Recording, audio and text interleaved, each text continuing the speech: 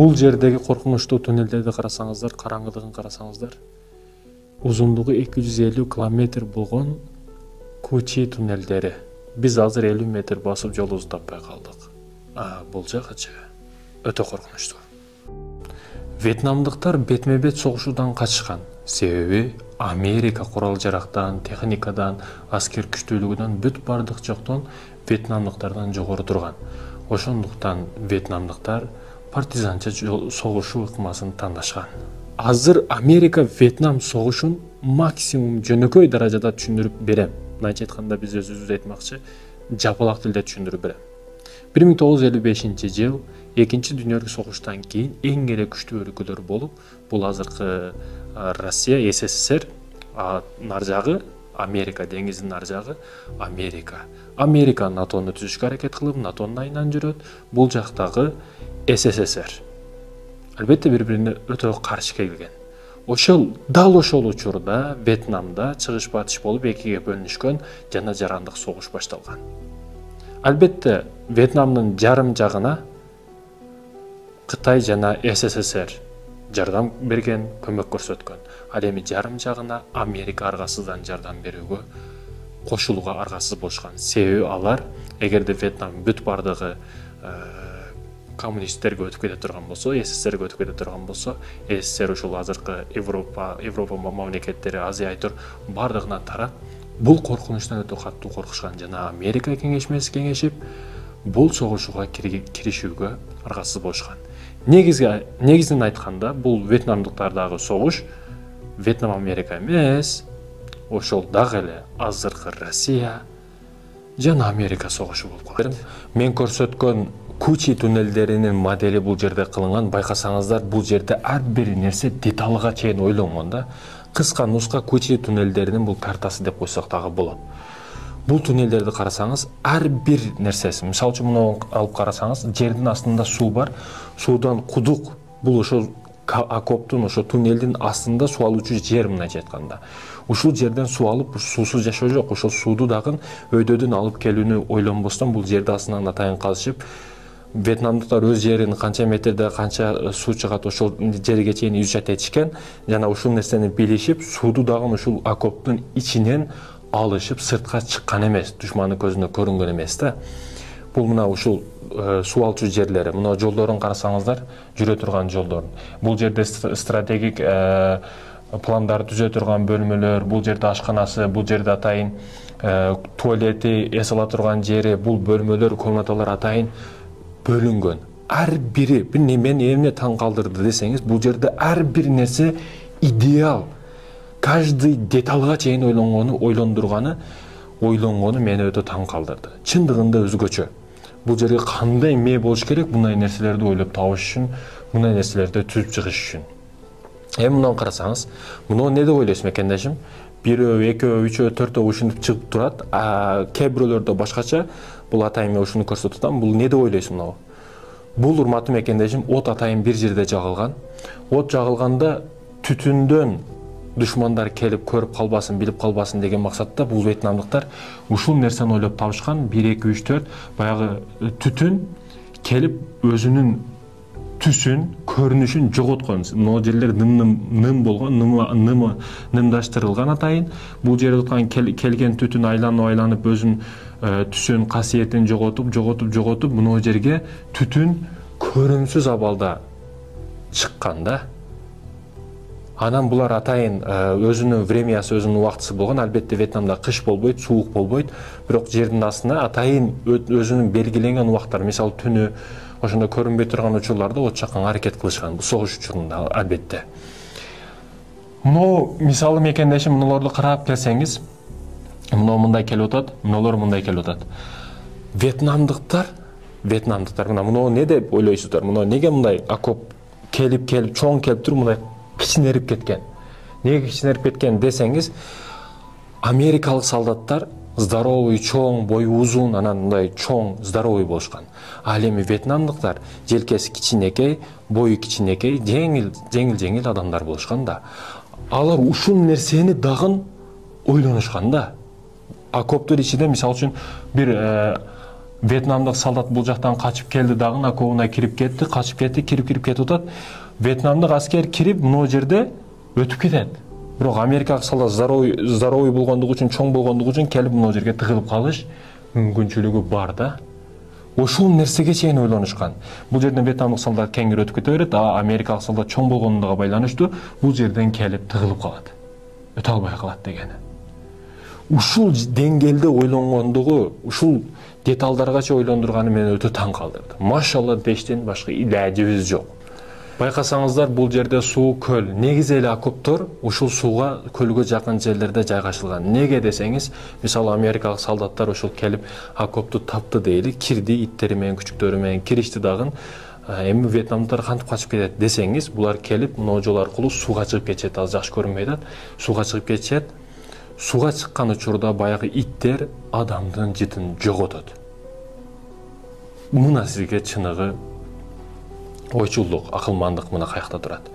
Бул жерге келген учурда качышат, а бул жерде атайын жардыруу максатында атайын снаряддар, башка нерселер, кокус бул жерден вьетнам солдаттар чыгып кетти, сигнал берилди, бүт барды чыгып кеткенден кийин бул жерде ичинде калып кеткен солдаттарды жер менен жексен кылып жок кылуу максатында атайын бомбаларды дагы жайгаштырып коюшкан. Чтобы качкандан кийин буларды жер менен жексен кылып жок кылуу максатында буларды дагы эсепке алган вьетнамдыктар. Эми байкасаңыз мекендештерим, бул жерде мына жерде карасаңыздар, мына жерде кетип атат дагы, мына жерде атайын чукурлар турат. Байкасаңыз, мына жерде турат чукур, мына жерде турат чукурлар, мына чукурлар не деп ойлойсуз? Бул чукурлар мекендешим, мына солдат келди дагы, мына чукурга түшүп кетет. Вьетнамдык солдат бул чукурдан кантип өткөнүн билет да.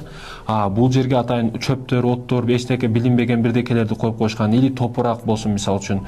Топуракты билбеген адам, топурак негизи эле окоптун ичи, туннелдин ичи. Басып келип аткан адам бул жер топурак деп эле басат, бул жерге түшүп кетет. Бул жердин чукурдугу дагы өзгөчө чукур болгон. Бул жердин чукурдун ичине, тузактын ичине өтө уулуу жыландарды, бир чакса өлтүрө турган жыландарды, чаяндарды, өзгөчө жаныбарларды, жапай жаныбарларды ушул чукурдун ичине коюп коюшкан. Бул окоптордун ичинин өзүндө дагы миңдеген тузактар болгон. Бул болгон урматтуу мекендешим, ойлонуш үчүн бул үчүн өтө күчтүү акылдар керек. Бул жерден келип аткан америкалык солдат эчтекени билбей чукурга түшүп кетет. Бул жерде азаптуу өлүм күтүп атат да. Элестетсеңиз, сиз капкараңгы жерде, мисалы комнатаңыз светиңиз өчүрүп туруп караңгы жерде тура албайсыз. Бул жерде караңгылыктын туннелдин ичинде сиз жыландар, чаяндар менен туруп атасыз да. Мындайча айтканда, кабырды эстеп аткан жоксузбу? Окоптор өтө тездик менен эки жака бурулган, оңго солго 180 градуста бурулуп кеткен да. Бул не максатта кылган вьетнамдыктар десеңиз, америкалыктар кирип бунун ичинде курал-жарак колуна албасын деген максатта. Вьетнамдыктарда курал-жарак болгон эмес, болсо дагы арзыбаган курал-жарактар болгон. Америкалыктардыкы өтө тегиз кеткен, түз кеткен, алыска жеткен, ошол максатта ушул нерсени ойлонушкан да. Жердин ичинде дароо поворотторду, бурулуштарды кылышкан. Чтобы бул ичине кирип курал колдоно албасын деген максатта. Анан Америка өтө көп жоготууларга туш келген учурда Америка отряды, ушул командирлер атайын кеңешип ушундай чечимге келишет. Машварадан кийин чечими мындай болот. Туннель келемиштери группасы түзүлсүн. Бул кандай группа десеңиз, булардын жумушу Вьетнам-Америка согушундагы эң кыйын ишти мына ушул туннель келемиштери кылышкан.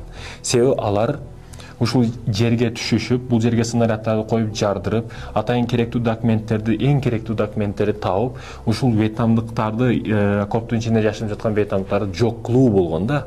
Булардын негизги жумушу.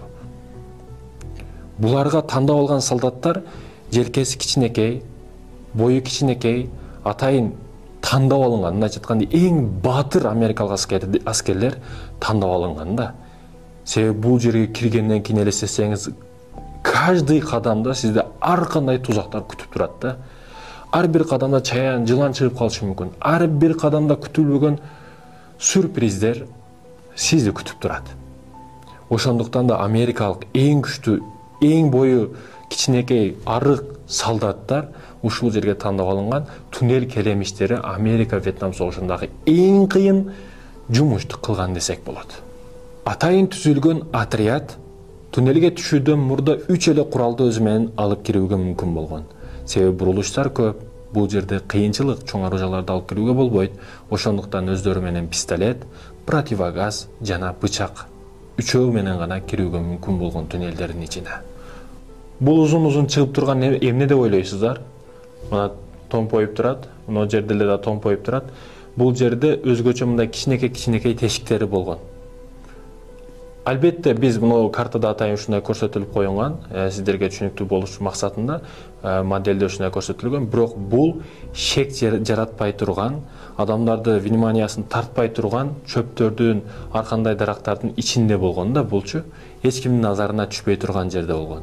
Бул вентиляция кызматын өтөгөн. Вентиляция түзүмү мындайча айтканда, аба алмашуу процессин жүргүзө турган жер, аба кирет ушул жактан. Бул жерде америкалык солдаттар баягы күчүктөр аркылуу келип табышы ушул жерден тапса болбойбу дешиңиз мүмкүн. Албетте америкалык солдаттар да иттери менен ушул вентиляция түзүмү аркылуу окопторду бар экендигин, туннел бар экендигин табышкан. Бирок вьетнамдыктар дагы жөн келбестен ошо америкалык солдаттардын формаларын, кийимдерин урдашып, ушул вентиляция түзүмүнө бул жагына, ар жагына коюп коюшкан да. Баягы иттер дагы жыттарды баш айланып алмаштырып коюшкан. Мына сизге жердин асты, жердин үстүндө согуш кетип атат. Эми бул жерде согушуп бир вьетнамдык аскер келип, качып келип, мына жерден кирип кетти дейли. Вьетнамдыктар атайын 3 жолду багытты көрсөтүп койгон да бул жерде. Мисалы үчүн бирөөсү туз ушул окопторго атайын жолдорго алып барат, бирөөсү тузак, экөөсү тузак. Экөөсү тузак, бирөөсү гана туура жолго алып барат. Бирок эң кызыгы, вьетнамдык солдат келип туруп бул жерге жерди чейи кирип, кайсыл жолго кетишти, туура жолду, багытты билет. Себеби бунун жердин астындагы туннелдер бунун экинчи үйүндөй болуп калган. Бирок америкалык солдат келет дагы бул ичиге кирген учурда 3 жол же 2 жол болот. Тандоого туура келет да. Макул ал түз жолду тандаган тагдырда дагы өтө күчтүү жыландар, чаяндар, ар кандай тузактар муну күтүп турган болот.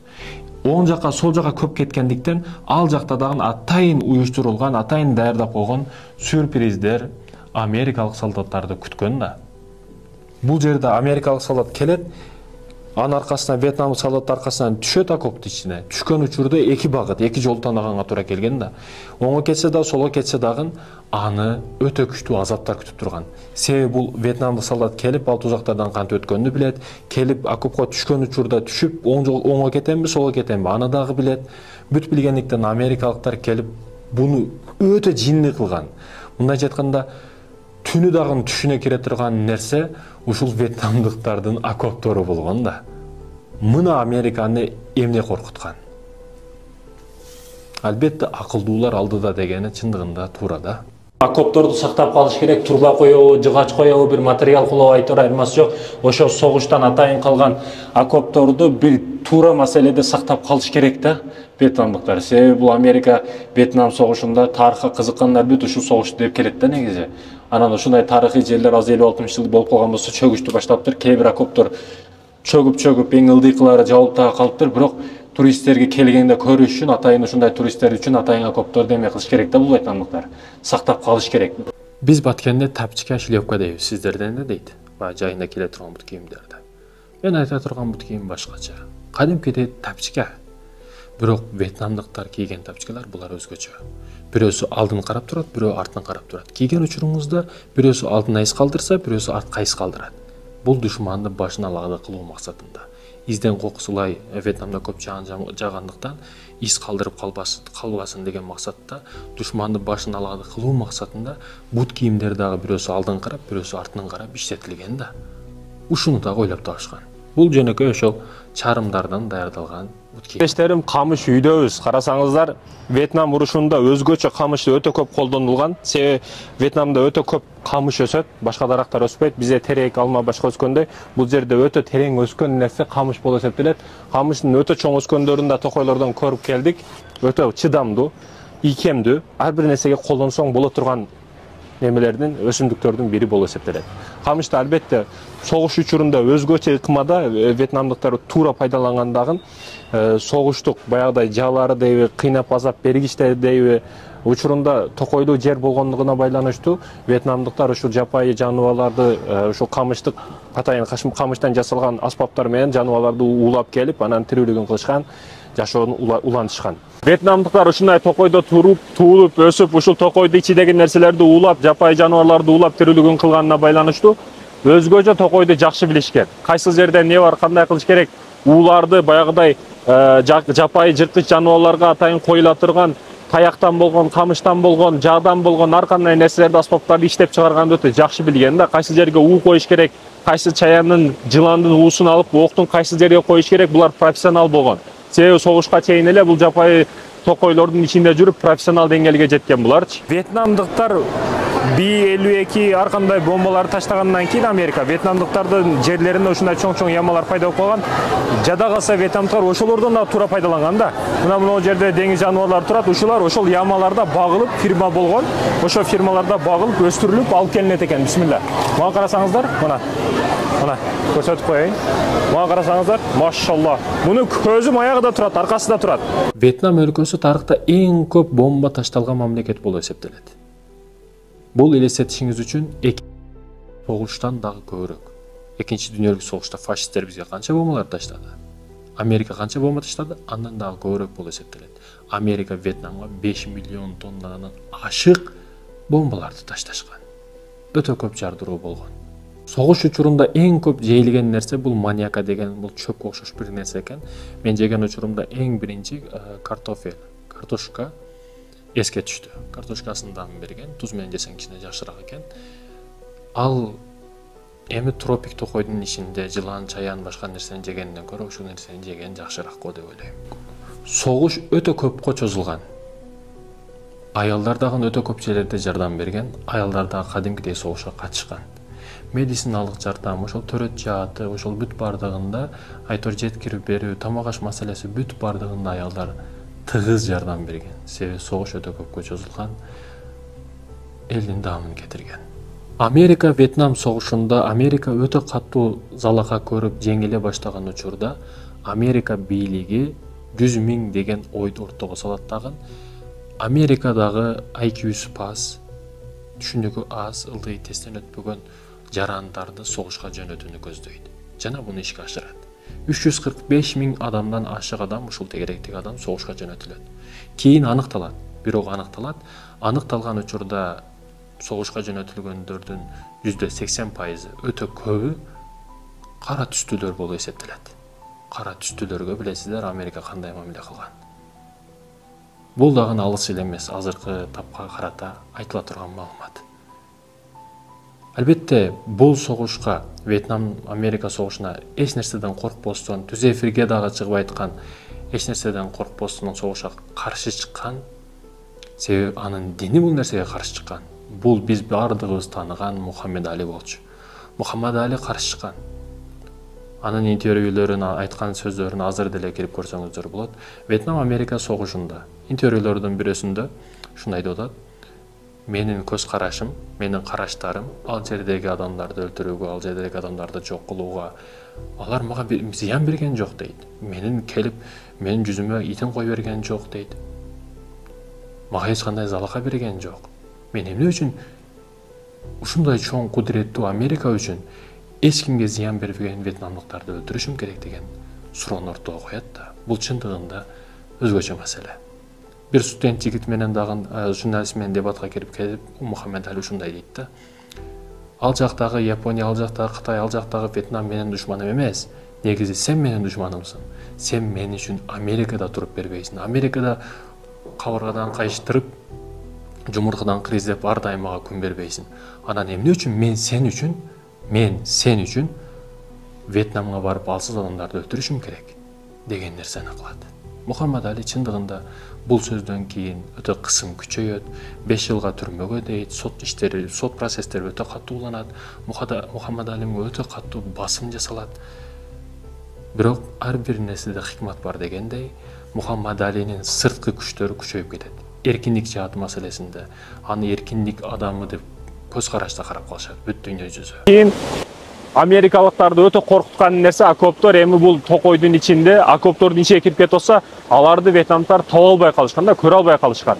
Ошондуктан булар америкалыктар атайын химияттык заттарды таштаган, мынау жалбырактарды төгүү максатында. Төгүлсүн, алар душмандар көрүнсүн, биз аларды жок кылайлы деген максатта ошондой химиялык заттарды таштаган. Бирок анын зыяны бүгүнкү күнгө дагы келип, төрөлгөндөр, ошо согуштан кийинки төрөлгөндөр, бири кулагы узун, бир кулагы кыска, бир палычкасы көбүрөөк болуп төрөлө баштаганда зыян келген. Америка Вьетнам согушунун жыйынтыгына эми терең маани бериңиздер. Америка 58 миңге жакын аскерин жоготкон. Ал эми вьетнамдыктарда 1 миллион аскер өлгөн. Миңдеген жерлер күйгөн, өрттөлгөн үйлөр эми эсепке албай эле коелу бул жерде. Ал эми жөнөкөй элден 2 миллион жаран өлгөн. Элестетүүгө да кыйын, Мени эң өкүндүргөн нерсе Вьетнам Америка согушуна али 50 жыл боло элек болбостон, бул жаштардын азыр сурамжылоо кылсаңыз дагы көбү Американы сүйөт да. Америкада жашаш жакшы, Америкада мечталар шаары, Америка максаттар шаары, жетесин көп нерсе кылсаң болот деп жаштары бүт Американы сүйүп алган да. Америкачы Вьетнамда согушта биздин алакабыз жок дешет, бирок негизи Вьетнамдыкты кантип өлтүрсүн автомат менен? Албетте бул жерде чоң саясат бар.